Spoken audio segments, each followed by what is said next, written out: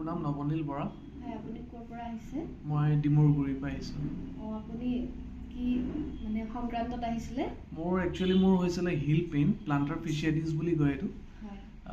মই অৰ্থপেডিক ডক্টৰৰ লগত মই কনচাল্ট কৰিছিলোঁ।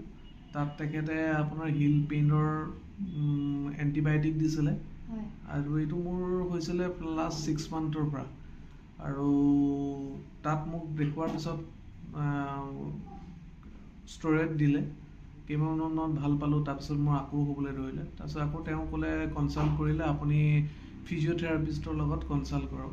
হয়। তেতিয়া মই ইয়াত উপশমত আহিলোঁ। আহি পেলাই ডক্টৰ পলাশ প্ৰতীম বৰুৱাৰ লগত মই কনচাল্ট কৰিলোঁ। তেখেতে 5টা ছেশ্যন মোক ল'বলৈ দিছিলে। মই অলৰেডি 3টা ছেশ্যন ল'লোঁ। ছেশ্যন লোৱাৰ পিছত মই বহুতখিনি মানে ৰিলিফ পালোঁ। আৰু মোৰ এইটোৱেই ক'ব বিচাৰিছোঁ যে বাকী যিসকলে আছে তেওঁলোকে আহি পেলাই ইয়াতেই পলাশ প্ৰতীম বৰুৱাৰ লগত যোগাযোগ কৰে।